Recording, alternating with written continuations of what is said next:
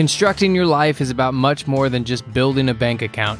Each week, join real estate entrepreneur and mindset coach Austin Linney as he interviews guests who are constructing their dream lives and impacting the world around them on a daily basis. If you're an entrepreneur or wanting to start a business, or you just want to hear motivating stories of how others have overcome the odds, you are in the right place. And now for your host, Austin Linney. Guys, welcome back to Construct Your Life. This is Austin Linney here. Y'all ain't ready. I don't even know what's going to happen, guys.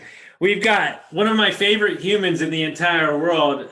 I hope everybody's got their big boy pants on here because we're going to be hearing about some crazy stuff. But Mr. Sterling Shrout, how you doing, my brother? Good, man. Thanks for having me. You got it. Guys, before we get started, I want to thank our sponsor, dreamchasers.com. Go check out their podcast, Mr. Adam Carswell. So I'm going to give a little color. I don't normally give color, but I'm going to give color. So you guys have listened to the podcast. You know my story about drugs and alcohol. Me and Sterling have an amazing group that we started, a recovery mastermind group, because we're both in recovery and both in real estate. So I wanted to bring Sterling on to tell his story, share his story. What I like to do with my guests is let them start where they want to. And I hope everybody's ready. All right. Yeah, I hope so too. All right. So let's see. We'll start. We'll give a little background. From Ohio, grew up in Montana. Now all this is mostly going down in Ohio. Let's see, 2009, something like that, 18. I went to moved back to Ohio, kind of started hanging out with some kids that I had known. Well, they were all drug dealers. I had been a drug dealer at a previous point in my teenage years and picked that back up like it was nothing. And I think it took me less than a year and a half. I ended up with 3 years in prison. So turn 19, go to prison, like the same day, get out. We'll just say that sucked. That 3 years, we can skip over that. That's no fun there. No growth, nothing. So get out, realize that like, it's really difficult to get a job now as a felon.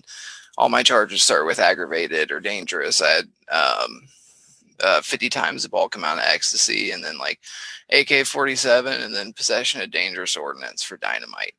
So that surprisingly, that's like the least degree of felony. The drugs are way more dangerous. So how do you go about purchasing dynamite? It's easier to barter. What did you barter? Ecstasy. Ecstasy for dynamite. I like it. Yeah. It seems like it goes hand in hand. Yeah. It felt like it at the time. So anyways, so I hang out with the people, of course, that I was hanging out with before I went to prison because I didn't, know any better or didn't care or whatever. Got strung out on drugs this time, heroin and cocaine.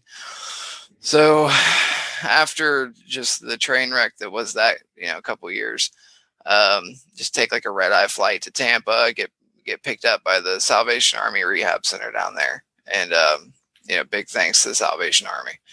They tried their best. And they I learned a lot from them. Great program. Anyways, so now I'm down in Tampa. I ended up getting like a year clean, or almost 2 years clean, actually. Worked for them for a while, and let's see, relapse. And then of course life goes crazy when you're back on drugs. And I was just living with friends and moving around, living with girlfriends, made my way up to Georgia. Just kind of found myself in Georgia, living down below Atlanta, and then I ended up coming back to Ohio. So now we've gotten me back to Ohio now. We're in like 2017, 2018, 19, just keep relapsing in Ohio. Well, August of 2019, some guy flagged me down the side of the road in the ghetto, and he was like, he wanted to offer me something. So his name was Diablo. It's like, this seems legit. So I take it, whatever. Didn't mess with it till later. I thought there was something kind of funny looking. It was really crystalline. And anyways, I shot it up at a Taco Bell drive-through window, and then just, whatever, woke up getting like sucked back through a tunnel into my body, whatever. It was horrible. That's probably the worst experience of my life. I got my dog impounded in my car. Do you know what it was? Fentanyl. It's straight fentanyl. Okay. Yeah. Apparently when it's really pure, it is just a crystalline structure or whatever. Because I don't know. That's a whole other topic, but yeah, so that was like really tragic. I remember a lot of it, I guess. Like I didn't know I was gone, or I didn't miss anybody, and I was just like somewhere else. And then it was like a really bad psychedelic trip almost. And anyway, as soon as I'm getting back at the hospital, and like I go into convulsions because it's like, can't remember the term, Smith's convulsions or something, but your muscles involuntarily contract to try to get blood back into your legs, because like my dog fended them off from helping me for a while. Like it was pretty rough. So from there, like that took a while to sink in. Like I still don't think about it too much unless I absolutely have to. I've processed it for the and I'm ready to move on. It made me realize that I really don't want to die. Like I'm really happy to be here. Things have never been as bad as that. And I was suicidal for a long time. There's a lot of things that kind of cured for me really quick. Like I'm not trying to die. So like I think I wear my seatbelt now. I do a lot of stuff I've never done. No, and I want to dig into some questions that I don't think you've been answered before, or I haven't asked you, or you haven't maybe answered before. And we'll pick the story up, guys. I just want to provide some color to anybody that's struggling with anything. What do you think you were running from, or you just didn't know any better? No, I definitely. I didn't ever think that I would have a life where I wasn't just working for nothing, like working to survive. And that was it. Like I had no future. I still to this day, I mean, besides rental properties and equity and houses, I don't have a retirement. Like, I've paid minimal into Social Security or anything like that. And just so I'm clear, so everybody understands it, who gives a shit? Okay. Retire. Where we're going, buddy, retirement accounts are for somebody else. We don't need them. So well, and I'm just going back to that. Yeah. Oh, I get what you're saying. Yeah. So you're saying that when you grew up, that was kind of like instilled that you had to have the typical retirement. Yeah, you had to have a job with good benefits, and it like everything that doesn't happen anymore that I was looking for is exactly what I was looking for. Probably where I couldn't find it. So, especially with no college degrees or like a GED and 6 felonies. So, But yeah, no, that was it. I just never had hope that like life was going to be awesome or even mediocre at best. I probably would have taken mediocre. Mm-hmm. I just thought, life sucked, and that's how it was. And then like my religion growing up as well as Jehovah's Witness. So like you weren't supposed to be a part of the world. You're just supposed to be, be in the world, not a part of it, or like you're not supposed to hang outside of the church and stuff like that. So when I realized like, oh no, they lied to me about a bunch of stuff. There's all kinds of cool stuff out here. I kind of went off the rocker, I guess, or went nuts, like the Amish, the kids that don't come back. So, but yeah, man, we do it like One Life Fully Lived. So you got the book behind you, that roadmap journal. I was doing the online version before that was published, and I'd found him on another podcast, like a reference to him. I looked him up, and I was doing my 90-year vision, or my magnificent vision. Or magnificent future vision, and it was like picture yourself when you're 90, and where will you be, and like then work your way backwards. So I actually it was like 5, 6 in the morning. I'm sitting there and like I picture the mountains, and we've got a cabin. We've got it's a family reunion. We've got the grandkids around and great grandkids, and like that was the first time in my life that I ever thought that even could possibly happen, like that was worthy of it happening, that I was going to live long enough for that to happen, and that like I was going to be able to create the situation where that came true. And like outside of some cosmic intervention, that's going to happen now. And I just remember crying, like it just something like let go, and I finally like felt worthy.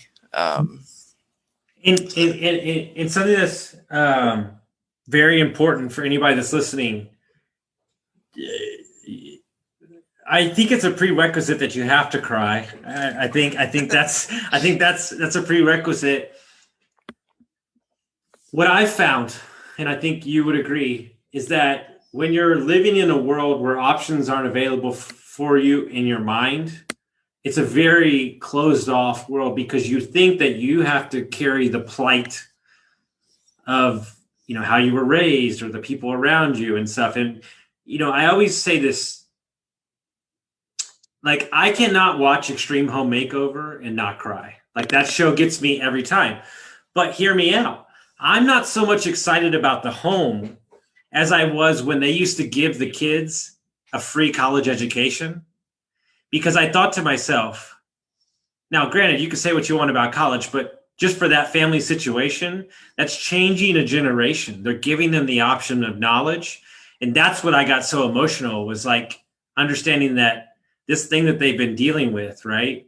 Like, that it's going to change it. And I find in the communities where there's a lot of drug use or there's a lot of like poverty, it's not that people don't want to change. It's that they may just not know the options of any different world. Yeah, I agree with that 100%. I just thought life, like, I thought you struggled. I thought that's how it was. My mom struggled raising us, raising me. I'm the youngest of three. And everybody around me struggled. I didn't know any different. And that the end of this year, and I think you're right, with crying might be a prerequisite, at least to, like, moments of growth or something. But the end of this past year, we're like looking back at the things that we had done, and it's not even like this grand, magnificent stuff. I've just done the right things to put my family in a better spot. Mm-hmm. But it's things that I never thought were possible. We own our own house. We have a couple rental properties. We've got a couple businesses. I'm giving back. I gave back more last year, like, financially, than I made in 2018. It's just stupid. It's dumb. And so let's unpack that whole thing. You're in the parking lot. You almost die. You're in the thing. You find a podcast. You find one fully lived. As you're writing out your vision, I want to inspire everybody. What was the first step to your, like, how the hell do I make money and how do I turn my life around? What was the first steps and all that? Okay. So the very first thing was, like, so I had the spark. Okay. Like, let's say very first thing I saved up $3,500. I Googled how do I invest $3,500? Like, I need to make something of this. This is the most money I've ever saved up. And this is literally Christmas Eve of 2019. And then from there, I heard about somebody flipping trailers and, flipping mobile homes and seller financing them. And, like, that was, the price point I thought I could crack. It was education is what I figured out really quickly from the podcast, from the books I was reading. If you can educate yourself on how money works, on what you can do with other people's money, or, like, if you can go out and find, like, let's say real estate specifically, the whole way I got into this was finding a deal. I came across a 4-unit, and it was basically inevitable that somebody was going to partner with me because it was $35,000, and it brings in like $38,000 a year. Mm-hmm. So guys, I want to highlight things in this story because I'm tired of hearing y'all's DMs. Don't have to have money to invest in real estate. You have to have access to a deal. Yes. Okay. Yes. I just want to highlight these things so people can replay this over and over again. Yeah, the books, and you have to just learn how to, like, because you alluded to it earlier, like, there's opportunities you can't see because you're not either trained to see them, taught to see them, or your mind won't let yourself see them. Like, they'll pass in front of your face. Did you hear the story that just happened in the Super Bowl? I sent you that picture, right? Yeah, you did, yeah. So, guys, I gotta say this story. This guy bet 56-1 odds that there would be a streaker at the Super Bowl. He put like 20 grand down, and he was the streaker. And he paid $1,000 to get out of jail, and he made $350,000. That was genius. Not sure how it's going to play out, but that was a good move. um, So you found the fourplex for hedged his 34,000. Yeah, he did. He hedged his bet. He did. I want to meet that guy. I want him on the podcast because that is opportunity at its finest. So you found the fourplex, 34 grand. So I found the fourplex, 34 grand, 34,500. Let's say that. And I had a guy that was going to do it with me. He was in the Air Force. He got called to fly in Germany for a while, and he was shipping out. So I mentioned it to the guy that had owned the house next to where I was renting, and he was rehabbing it himself. So I just mentioned it to him, kind of with, maybe this guy has potential, maybe not, don't know, but exactly what they say, let people know what you're doing. So I let him know what I was doing, what I had going on, and he contacted me like a week later. He's like, hey, if anything happens with the other guy, let me know. I talked to my wife, and she's okay with it. So we worked out the terms. I can fix houses. I can fix basically anything in residential and some commercial situations now. So I was going to rehab it. We were going to split the equity 50%. So our purchase price plus materials, he paid for all of that. And then what it was worth when we're done, I got to keep half. Mm-hmm. So I ended up adding 62,000, whatever, equity to the value of the house. So we split that. So now I own 31,000 in equity in it, which is about 30%. And then now we're repeating the process. So we've got a duplex, and then we're working on going bigger. Once you run the numbers on a 4-unit, then look at single families or duplexes. It's like, I kind of really want to go the opposite way. Mm-hmm. So we're, there's a 14-unit, and another like a 12-unit. I'm trying my best to get. Okay. I don't want to say my best because I'd probably have it. Yeah, I don't say this to embarrass you. I say this because I want to add context, and I know you're a transparent guy. So let me understand. So you have a fourplex. How many units do you have currently? We have 6 units, me and him. Okay. And how much money do you have in your bank account? Like, I'm not saying you don't have to give me the numbers, but just my business account has 207. I just looked this morning, like 271, and then my personal checking, I do actually have like $800 in that one. So not to brag. No, not to brag. So what I'm trying to make. So let me ask you a question. How do you go from I'm in a parking lot to I don't know if I'm going to live to I don't know how the hell I'm going to figure this out. I have no money. I have $1,000 total to owning 6 units. Dude, we weren't living fancy before. We don't have to live fancy now. So literally the amount of work I have to do to make sure I can pay the bills every month and, ideally put a little bit up, and then go do these other jobs. So, I mean, I don't know, like life is, I would rather work the same amount I did or a little bit harder and be working towards something. Mm-hmm. I'm trying to think of the best way to word this. Like, no, you said it.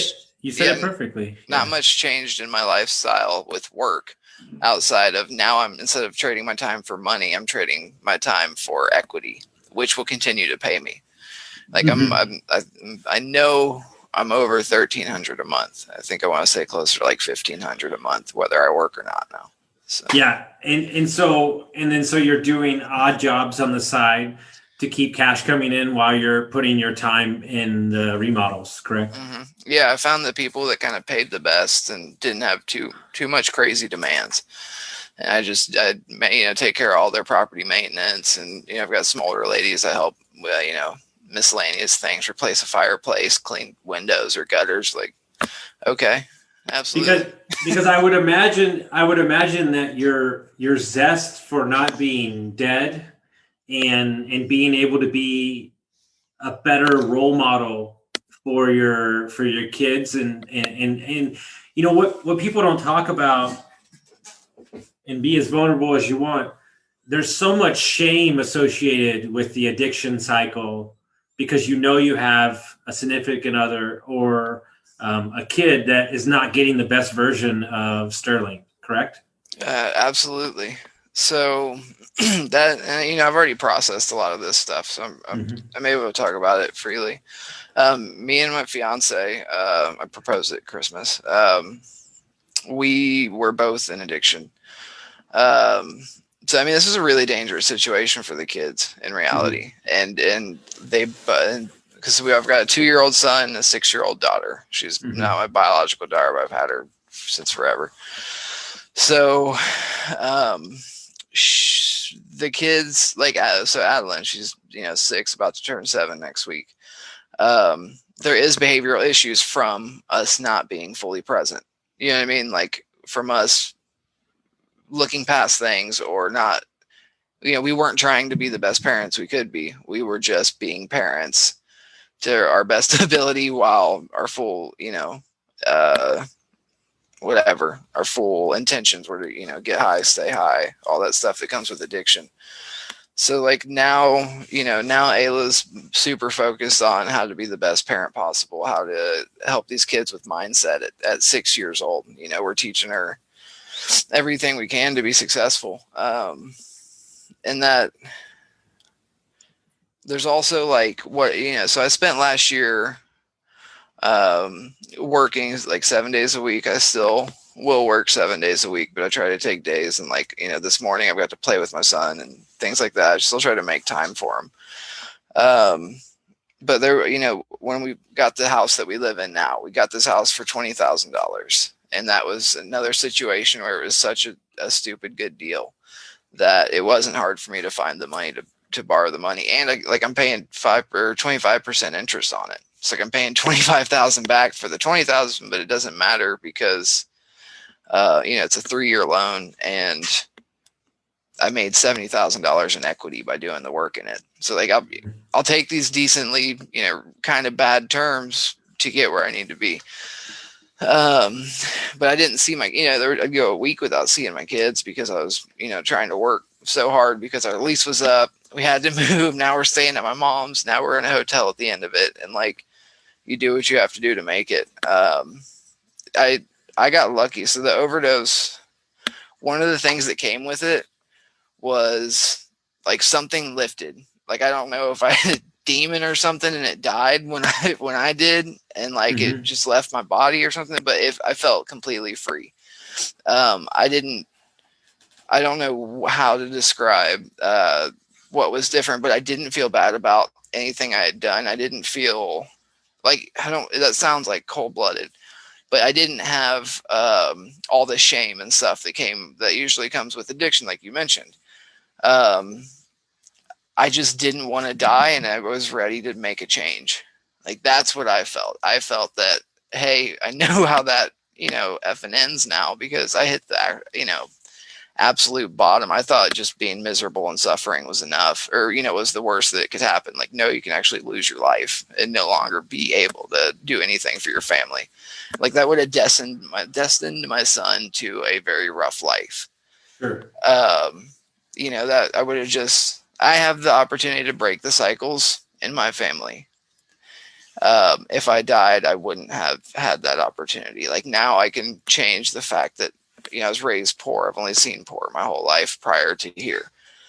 And that now, he's not going to grow up in that mindset of, we're poor. This is how it is. This is how it's always been, always going to be. He's not going to experience that. So I'm very thankful, and I'm not worried too much about. It sucks. I wish I would have been a great dad their entire life. But if this is what it took to get me here, I'm perfectly fine with it. They're gonna have a great life from here out. So.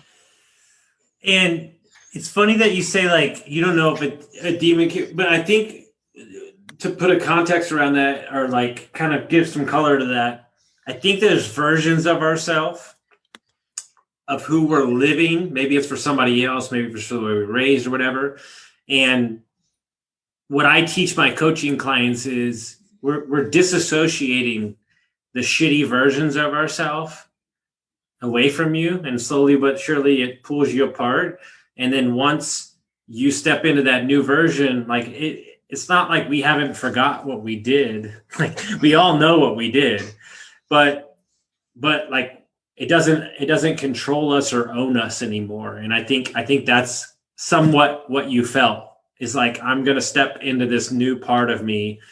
I don't know how it's going to happen. I don't know where we're going to go, but I know it's going to be better than where I came from. It has to be. It literally has to be. Yeah. It's only up from here. Yeah. And so for anybody that's listening out there, before we get into my favorite part, which is going to be crazy story time, if you're listening to this episode with your kids in your car, maybe turn down the volume in the next like 20 minutes. But how, walk us through, like, let's say the fourplex deal, just so people understand. You have no money in the deal. So walk us through how that works, your structure, and just kind of like, are you working? Are you doing the remodeling yourself? Is your equity? Like, how does that work? Okay. So like I mentioned, I had saved up that $3,500. To secure the deal, I had put my own $500 as earnest money down to get it under contract. And then he came in, bought it in his name. And we actually hadn't even had a contract written up until about like halfway through the project or something. I'd like to think I'm a good judge of character, but going future, I'll have a contract, whatever. So we had agreed, he'd pay for everything. I would do the work. We'd split the difference from what he paid to what it was worth. And as we would go, we would start to rent the property out. So I'd finish unit 1, 2, 3, and as we go, 1 would get rented, 2 would get rented. So I want to say 80% of the work myself. I ended up taking some of the cash I had saved up and like hiring a couple guys at $10 an hour to come in and paint or do some basic drywall or just whatever they could do, some glass block windows. And one guy still works for me here and there, and the other guy, that didn't work out very well. But either way, I bought some of my time back because I noticed, I got done with the second unit. I was like, I got to speed this up. Plus I had the house. I was getting ready to buy this house and all these other things. So like I mentioned, I got 30,000 in equity. That comes out to 30%. So we were in it for 60,000 all in, everything's done. And yeah, we'll go through the numbers. So we bought it for 34.5. And then all said and done, it ended up being about 19,000 in materials, and then another couple thousand for labor, which I was intending because of, the verbal contract me and him had. I was doing the work, so I paid for it.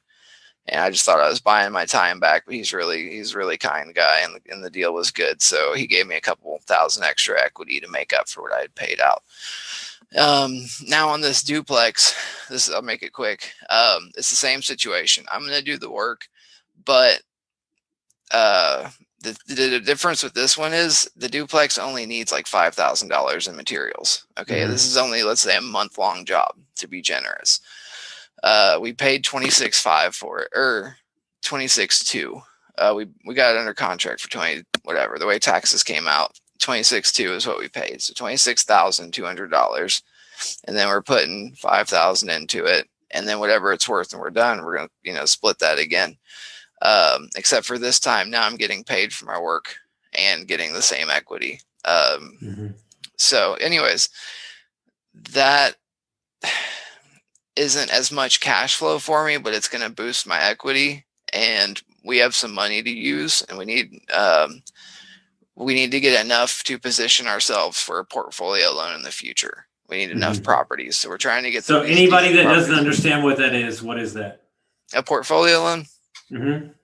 So you can go to, we've developed a relationship with a small bank where we will go in there. They'll appraise all of our properties. And then in our case, it's going to be, I'm referring to it as a business line of credit we're going to get against our properties. So say our properties are worth whatever, 500,000.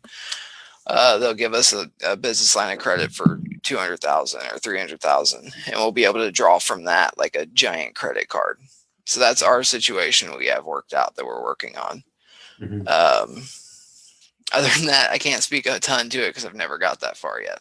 No, but Well, it's the dream of a real estate investor is to have access, and these relationships aren't going to be with a huge national company. These are relationships that you deliver, and your properties are making money with a local community credit union, and these are the type of things that you have access to. That's why this relationship's all about business in relationships. Yeah, relationship, yeah, and I've had 2 successful loans through them. At least I'm still paying on, and on time. My dad banked with them, and then we do all our business banking through there, so they can see our numbers coming through there. Mm-hmm. So all that stuff, like you said, it's the relationship, and then just kind of being, transparent with them and just building towards it. So we started this a couple months ago, and we probably won't get it for another year.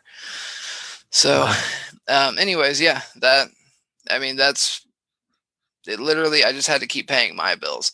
Now, what I did back to what was the most important part of this is, with real estate, it's the deal, or like the education and being able to see the opportunities. He's using a self-directed IRA loan. Okay. It's like a Roth converted self-directed IRA loan. So he can make a loan tax-free. He can make interest on a loan tax-free. So I took out a $15,000 loan against my equity back when we were done with the 4 unit. And that freed up my time to be able to work on things that were making me, profit equity, or, whatever the case, or lower my bills. And he's only charging me 1% interest or something like that. He's super cool. But what it enabled me to do is rehab this house I'm living in now. So I borrowed the money at 25% interest. Well, at 20 grand, that's no big deal. And then by educating myself, I learned, oh, hey, with his, self-directed IRA, he can loan me this money. The interest is technically tax-free for him. And then I think, I'll make it up to him in some other, way. But yeah, so I was able to get this house, rehab it.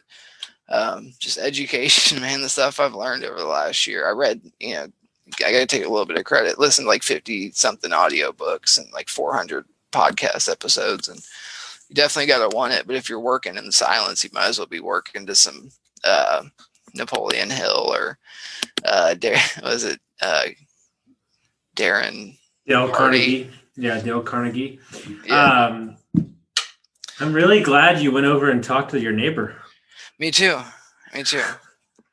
Yeah, dude.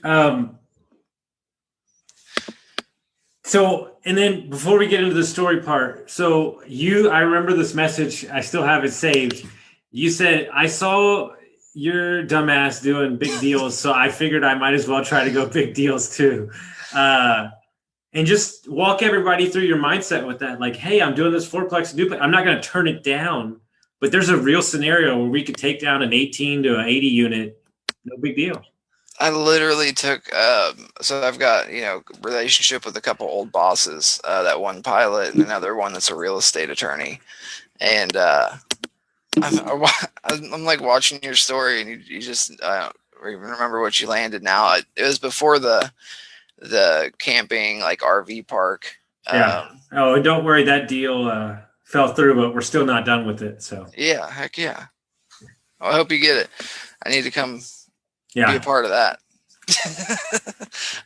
So anyways, yeah, so there's a lot of people, man. It's like, I see them doing these things, and me and you have had a conversation, and like, I'm not saying that you're not the brightest person I know, but I know, but it was like, if this guy's landing an 80 unit, what the hell why am I like, keeping myself stuck on like a 4 unit at best? So I got together 2 old bosses, and just to get the ball rolling, we went and looked at a 96 unit and like start getting their wheels turning. Now, the one guy, he's working on getting a however many $1 million loan right now, because he's got a couple businesses, a bunch of real estate, and he does self-storage, and I'd build a self-storage place for him. But like, yeah, there's a lot of opportunity out there, and you don't know what you don't know, and you don't know what you can do until you like start trying. So I started getting the ball rolling towards these bigger units. Even the 10 unit or above, like that's our next deal. But that's just another stepping stone now. before, you know. I just piece of advice, because I know the way your brain works, and it'd be an easy avenue for you to make money. I think you should go ahead and start building out a property management company. So with my didn't we just talk about this like yesterday? Actually, I think I just because do you want to tell the story of what you just had to deal with? Oh my god! So yeah, property management's not my favorite thing. But you know, you do what you got to do, especially in the beginning. So yesterday, or this wasn't yesterday. This was two days ago, Sunday. So during the Super Bowl, while everybody was watching Tom Brady, I was in the basement of a duplex with a Roto-Rooter guy. After a little while, I messed with it for hours for myself, trying to find the clog. But I found out it was between the main and the street, and so I called Roto-Rooter, and he cuts the main sewage line's busted, so he starts cutting the caps off of the accesses. Well, he does the farthest one first, and like there's nothing there, everything's cool, and he snakes it out. He's like, all right, let's go back up here and check this one. As soon as he cuts this thing out, like as soon as he cuts the cap off this big 4-inch pipe, literal shit just starts flying out, and he covers it with his hands. And like this, dude, and he's stuck there. And I'm like, what do you need? Like, I'll grab it for you.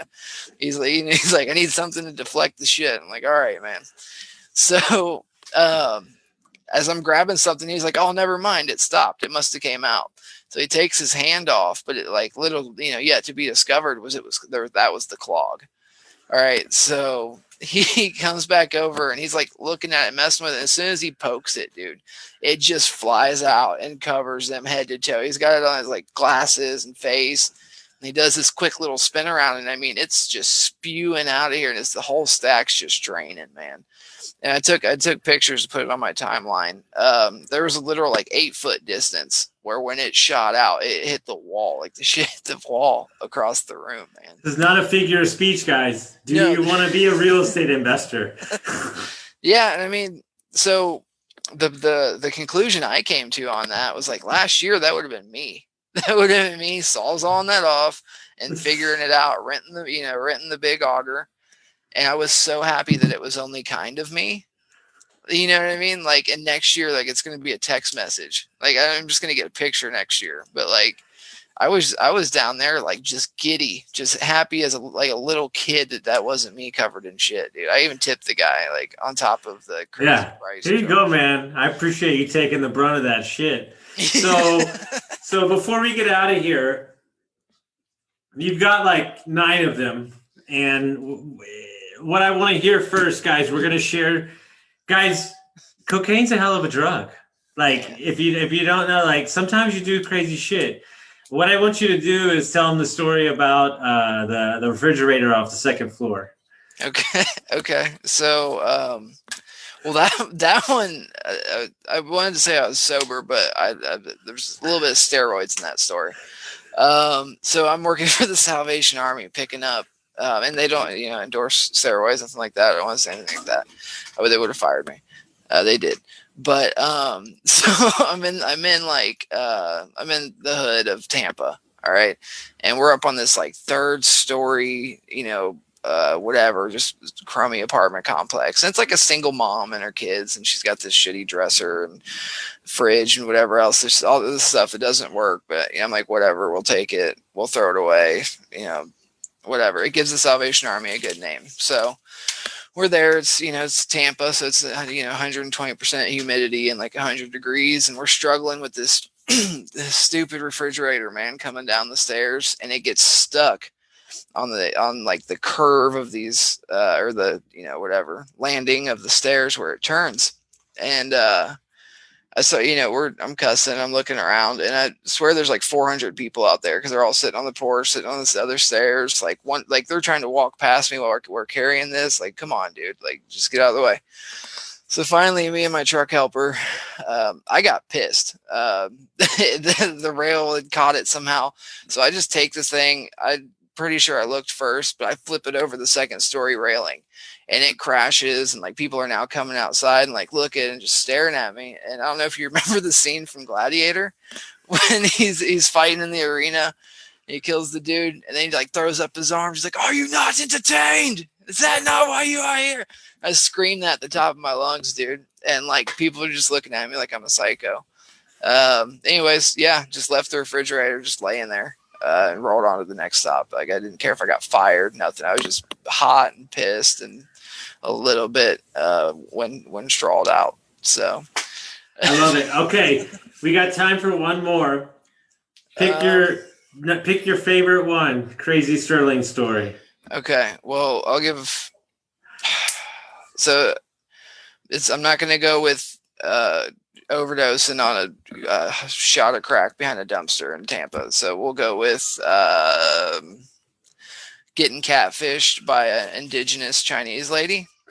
So I'm on Tinder down there. I'm single. I'm in rehab. So what else is there to do but like drink energy drinks and be on Tinder? So it's like this, she's like, the picture was nice. This, young, Chinese, Asian girl, whatever. I'm like, oh, this is cool. Types pretty much good English. And so we're going to the movies, and I forget what we're going to see now. If it was like a Terminator or Transformers or something. But anyways, I'm like, all right, yeah, pick me up. I'll be at the gym. You just want to pick me up there, trying to like play it off like, yeah, I have a car or something. It's just not here. Anyways, so she shows up, and I'll never forget this. She shows up in like a really nice Jeep, and I'm like, oh, this is gonna be sweet. And I like open the door to get in, and it's like a 45-year-old like Chinese lady, like 4 foot nothing. The whole thing, everything going for her. I don't want to be like super just like graphic because I'll sound like a racist or whatever. She doesn't speak a bit of English. Like we couldn't communicate. I don't know who was texting for her or if she was translating it or what it was, but I had already gotten that far. And like my friends from the rehab saw me get in the Jeep. So I'm like, I'm not backing out now, So we went to the movies, watched the whole movie with her, left with her or whatever. I mean, just went for it, man. Yeah, but I got catfish, but I called her bluff. Or you're a gentleman. I don't know. I'm a gentleman. That's the way. You're a Southern gentleman. You stuck it out. Okay, listen. I can't not get out of here. So you don't have to give him the whole story, but I can't. I have not stopped talking about the $5 joints to get gas money. Can you? All right, I'll make it as quick as possible. I helped this guy cut his ankle bracelet off. He was on federal parole. We threw it in the Yellowstone, went to Oregon with a friend of mine's sister who had mushroom hunting experience. So she was our guide. Got him to Oregon. He left, got on a boat up to Alaska. Me and Stella, we went mushroom hunting, found our stuff, rolled out. We had picked up some, miscellaneous stuff while we were there. Some of it was some really good bud. I thought it was blue. I think it was the mushrooms looking back. So we get to the west coast of Montana, the state line. We took a wrong turn, 99 miles of curves, killed our gas.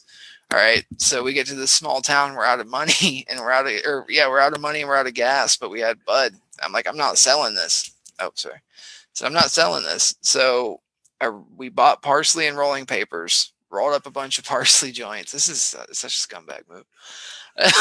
Put it in the bag with the bud. So it smelled, like some dank buds. And we drove around all morning from like 8 to 10, whatever, like just peddling $5 parsley joints for gas money to get enough gas. Even we got like $40 and rolled out. And there's probably people in that town that would still like to kill me. We were selling it to anybody.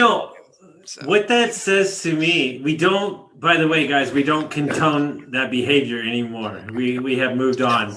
But it's just such an entrepreneurial spirit that I just can't, I just love it. Very questionable ethics, but very entrepreneurial, yes. So, I just, we joke about where we've come from, both he and I, because it's funny at this point, we're removed from it. But, me and Sterling are out here to make light of the situation, to create a wave of impact, to show you that anything no matter where you come from, no matter who you are, no matter how you were raised, no matter what circumstances, you can turn your life around. And that's why we share these stories. That's why we make fun of them. We don't do it because we want to be mean. We think it's hilarious now because we were such idiots back then. But always had the entrepreneurial spirit, we do say, sir. But I just want to tell you that, you inspire me every day. I talk about you to so many people, and I'm just so happy for your family and everything that you have going on. It's truly a remarkable, inspiring situation. Thanks, man. Yeah, I heard Carolyn calling. She called it repurposing your addiction. Yes, and that was fire. Yeah, it is. It's the truth. We'll always be addicts. We're just repurposing it towards positive stuff. That's it. Yeah. Yeah. I'll take this every day. Every day. So if anybody wants to find out more about you or any of that stuff, how would they do that? Yeah. So just real simple, sterlingshrout.com. So my first and last.com. I'll help anybody out that I can with real estate or, recovery, whatever it is. With real estate, anything I can do to help somebody, it also teaches me. And guys, Colleen actually just texted me. I found out when the next certification is, so I'll get signed up. But guys, if you know somebody, you have a friend, we just created this amazing One Life Fully Lived recovery group. We have our first set of people going through. We're 2.5 weeks in and we're already changing lives. It's a very minimal investment to get around like-minded people that have no judgment and give you the tools necessary to change your entire life around, for your family, for everything. And, one of the things I told Sterling a couple weeks ago is, in a family that's been through poverty and drug addiction, there has to have somebody come along to be a stunner to change the plight of the family. And this man right here is that stunner. So is there anything you wanted to share about the One Life Fully Lived before we get out of here? You covered it. One Life is what gave me a lot of the tools that have got me here. The mindset, the relationships, vision, all that stuff. And like you mentioned, dude, we didn't want price to be a barrier. So, it's as low price as we could get it and still give people the materials and stuff to come through. 100%. It's getting good results. It's getting great results. I must get a text of morning, so it makes me happy. So, guys, if you like this episode, make sure you send it out to your friends, and we'll see you next time. Later.